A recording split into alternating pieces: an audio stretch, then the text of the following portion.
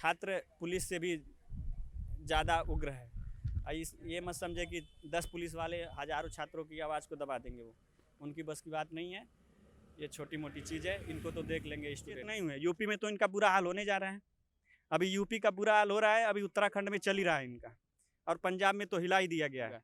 अगर खान सर को कुछ हो गया तो ये स्टूडेंट पूरा ये त्राहिमाम कर देगा इनका। और ये संपत्ति नहीं कुछ समझेगा, संपत्ति आती रहेगी, जाती रहेगी, बनती रहेगी, बिगड़ती रहेगी, ये जो होगा देखा जाएगा। कांग्रेस तो इससे अच्छा था, पानी तक का बिल ले लेते हैं वो, और वो भी 300 रुपये पानी का बिल लेते हैं, और बिजली 8 रुपये यूनिट लेते हैं। अरविंद केजरीवाल ने बिजली बिल माफ कर रखा है, लेकिन उन्होंने ले रहे हैं के पास। ये सोच रहे हैं कि विकल्प नहीं है मोदी का, तो मोदी का विकल्प है, और बहुत तो है। 200-150 रुपये में लेकर पर विषय पढ़ाते हैं हम लोगों को। ऐसा दृष्टि कोचिंग या विजन कोचिंग हुआ, वो 1.5 लाख रुपए लेते हैं। गौरव मौर्य, यूपीएससी क्या साल से? 3 साल से। अभी आरआरबी एनटीपीसी का हल्ला सुना होगा आपने। बिल्कुल बिल्कुल। क्या लगता है, छात्रों की गलती है कि आरआरबी की? आरआरबी की गलती है भाई, आरआरबी की ही गलती है। इसको अभी 2019 में ये इसका फॉर्म भरा गया था, और 2021 चल रहा है हमारा, 2022 चल रहा है, ये 21 समाप्त हो गया। 3 साल तक आरआरबी एनटीपीसी कहाँ बैठे थे? और ये जो मंत्री वगैरह नेता जी लोग हैं, इनको अभी तक नहीं दिखाई दे रहा। मिलियन में ट्वीट हुए हैं, लेकिन सरकार उस पर नहीं जगी है। जब रोड पे आए हैं तो इनको ये लग रहा है कि बच्चे गलत कर रहे हैं। क्यों गलत कर रहे हैं? गलत कुछ भी नहीं है, बहुत अच्छा कर रहे हैं। अभी तो ये संपत्ति, लोग बोल रहे हैं संपत्ति जलाना गलत है। संपत्ति हम नहीं जलाएंगे, लेकिन हमारी बात जो है हमारी सरकार तक जानी चाहिए ना। सरकार को हमारी बात को सुनने के बाद से कुछ कार्रवाई करनी चाहिए कि नहीं करनी चाहिए। अब एनटीपीसी के लिए बच्चों ने लगभग ये मान के चलिए मिलियनों में ट्वीट किया गया है, लेकिन ट्वीट करने के बजाय हमारे अश्विनी वैष्णव है रेल मंत्री, अभी तक उसने आया और कुछ भी नहीं बोला। और जब देख रहा है कि वहाँ गया में वहाँ रेलवे का वो आगजनी हुआ है, तो आके उन्होंने कहा कि वो संपत्ति का नुकसान मत करो। अगर वो किए नहीं होते तो आप आते। अभी आप दुनिया भर के गठित कर दिए, ऊपर से कितना धांधली वगैरह का दुनिया भर का। और सिर्फ यही नहीं है, मोदी सरकार की रोजगार के मामले में बहुत बड़ी विफलता है ये, और इनको इस बारे में सोचना चाहिए, और बहुत ज़रूर सोचना चाहिए। अगर ये नहीं करते हैं तो ये लाखों युवा जो रोड पे आएंगे तो इनकी खटिया खड़ा कर दिया जाएगा, और ये होगा अगर ये सचेत नहीं हुए। हाल होने जा रहा है, अभी यूपी का बुरा हाल हो रहा है, अभी उत्तराखंड में चल ही रहा है इनका, और पंजाब में तो हिला ही दिया गया है। तो कुल मिला जुला के इनका होना तय है। हम किसी राजनीति या पॉलिटिकल बात नहीं कर रहे हैं कि हम किसी पार्टी का समर्थन नहीं कर रहे हैं, लेकिन नेताओं का हम जरूर विरोध कर रहे हैं कि इनका टाइम से चुनाव हो जाता है। कोई भी चुनाव हो गया, आप देखेंगे लोकसभा का, विधानसभा का, और ये जिला पंचायत का, और ग्राम प्रधान का, टाइम टू टाइम इनका आ जाता है। कोविड प्रोटोकॉल कोई नियम नहीं है। अभी हमारा प्रदेश अध्यक्ष बीजेपी से है वहाँ यूपी में, स्वतंत्र देव सिंह, उनसे क्वेश्चन पूछा गया मीडिया वालों से कि ये रोड पे मतलब दुनिया भर के लेके चल रहे थे अभी भीड़ जुटाए हुए, और उनसे जब पूछा गया तो कह रहे हैं ये नियम का पालन कर रहे हैं, और वो खुद ही नियम बना रहे हैं। मतलब नियम बनाने वाला ही नियम कानून तोड़ रहा है। तो सोचिए आम पब्लिक उनसे देख के क्या सीख लेगी वो। तो उनको नियम पालन, मोदी जी को ये करना चाहिए कि अपने नेताओं को थोड़ा सा कंट्रोल में रखें। और जो मीडिया खरीद के रखे हुए हैं, ये सोच रहे हैं कि हम उससे कंट्रोल कर लेंगे, तो ये ज़माना गया, अब आ गया ऑनलाइन का, और उन्होंने ही किया ये। तो हम लोग चुप बैठने वाले नहीं हैं, इनकी हम खटिया खड़ा कर दिया जाएगा। और रही बात खान सर की, तो खान सर पे भी मैं एक बात बता दे रहा हूँ। खान सर के बहुतों चाहने वाले लोग हैं, दिल्ली से लेकर भारत भर में उनको जानने वाले हैं। खान सर पे मुकदमा सुनने में आया, दर्ज हुआ है। अगर खान सर को कुछ हो गया तो ये स्टूडेंट पूरा ये त्राहिमाम कर देगा इनका। और ये संपत्ति नहीं कुछ समझेगा, संपत्ति आती रहेगी, जाती रहेगी, बनती रहेगी, बिगड़ती रहेगी, ये जो होगा देखा जाएगा। लेकिन हम लोग इन लोगों से बस इतना ही कहना चाहते हैं कि ये सोचे, युवाओं के बारे में सोचे। इतनी बेरोजगारी बढ़ रही है, आपकी क्या नीति है भाई? जब से आए हैं कांग्रेस तो इससे अच्छा था।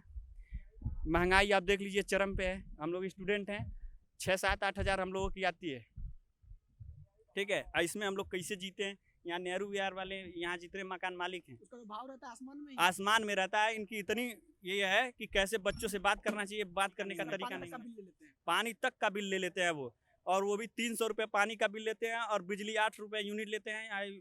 अरविंद केजरीवाल ने बिजली बिल माफ कर रखा है, लेकिन उन्होंने ले रहे हैं ये। तो ये सारी चीज़ें हैं। बहुत स्टूडेंट हम लोग, एक छोटे से 6x6 किसी तरह हम लोगों का पैर उसमें वो होता है, और खाने के लिए जगह तक नहीं उसमें होता है। खड़े होकर हम लोग खाना खाते हैं, और उसका भी 6 से 7 हज़ार रुपये पर मंथ जाता है किराया, और खाने पीने का लगभग 7-8 हज़ार रुपये हम लोगों का बजट यहाँ आता है। और वो काट कर वो भी, और कैसे हम लोग जीते हैं, रात रात भर जगते हैं। ये बच्चा देखिए अभी सुबह उठता है 9 बजे, 3 बजे ये खाना बना के खाया है, लाइब्रेरी से गया है यहाँ से। तो ये हम लोगों के साथ समस्याएं हैं, इनको रोजगार देनी चाहिए। अगर नहीं देंगे तो ये समझ लिए सरकार तो बदलेगी और ज़रूर बदलेगी। और विकल्प है हम लोगों के पास। ये सोच रहे हैं कि विकल्प नहीं है मोदी का, तो मोदी का विकल्प है और बहुत तो हैं। 543 सदस्य हैं और 543 में कोई ना कोई किसी न किसी के पास योग्यता है और इस योग्यता का हम लोग लाभ दिलवाएंगे। छात्र एकता दिखा दिया जाएगा। छात्र एकता दिखाया जाएगा और युवाओं का एक संदेश मोदी जी के लिए है कि देख लीजिए, अगर इनको क्रोध आ गया तो जैसे ही बना था क्रोध कांग्रेस से, वैसा ही इस क्रोध का दिखेगा और बीजेपी के खिलाफ दिखने वाला है और 100% दिखेगा। और आपकी यूपी में और ये पांच राज्यों में विधानसभा चुनाव है, इनका हम लोग पूरा दिखाएंगे। आवश्यकता पड़ी तो मुखर्जी नगर के छात्र यूपी बिहार की तरह आंदोलन करेंगे, बेशक हिंसक ना हो। हिंसक नहीं होगा, लेकिन इतना जरूर मैं बोल रहा हूँ, अगर उसकी ज़रूरत पड़ी तो वो भी किया जाएगा, क्योंकि ये बहुत ज़रूरी है इनके लिए। ये सुनने वाले नहीं हैं, अगर ये सुनते तो आज ये दिन नहीं होता है। और रही बात खान सर को जो ये प्रोपेगेंडा के तहत उन्हें फंसाया जा रहा है, अगर उनको एक दिन भी के लिए जेल में डाल दिया गया तो ये जो स्टूडेंट हम लोगों के लिए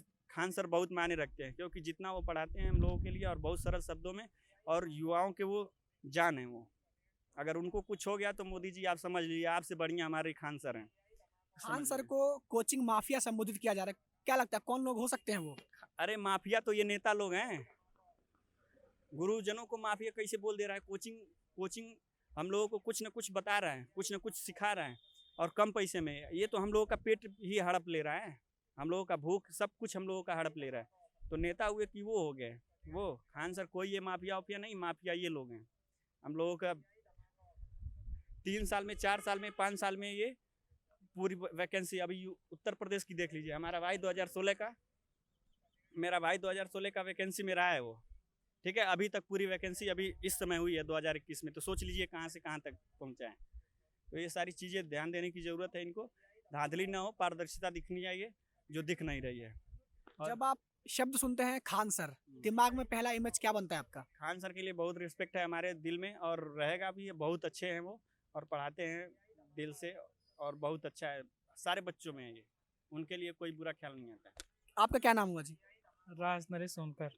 आप सुनते हैं खान सर सब? नहीं, खान सर जो है कि स्टूडेंट के लिए एक प्रकार से गुरु नहीं, एक पेरेंट के तौर पर देखते हैं, बच्चों का हमेशा भलाई करते हैं। लेकिन सरकार उन्हें कोचिंग माफिया कहती है, गुंडा भी कहती है, जबकि उनके ऊपर FIR भी दर्ज हो चुका है, लेकिन उनको ऐसा वापस लेना चाहिए।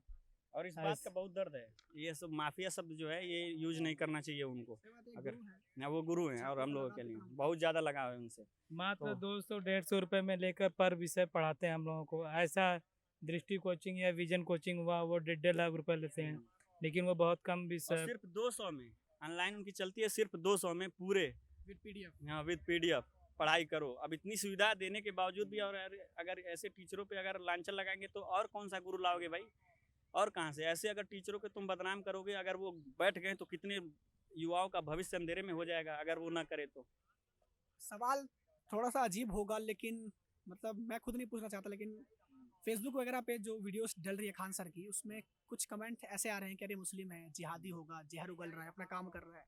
वो इंडियन है और ये जो जिहादी शब्द यूज कर रहे हैं उनको अभी मानसिकता से ग्रसित हुए हैं, ठीक है। उनको इलाज कराने की ज़रूरत है, क्योंकि अभी हमारे कलाम जी के बारे में क्यों नहीं ऐसा शब्द बोलते हैं? वो हमारे राष्ट्रपति थे, गफ्फार के बारे में क्यों नहीं बोलते? और जितने हमारे मुस्लिम नेताओं हैं उनके बारे में क्यों ऐसा नहीं बोलते हैं? सारे जो भारत के क्षेत्र में हैं, भारत देश के क्षेत्र में हैं वो पे, तो समझ लीजिए वो इंडियन है और बाकी कुछ नहीं। बीजेपी का एजेंडा है कि हम लोगों को तोड़ के आपस में मार जाए।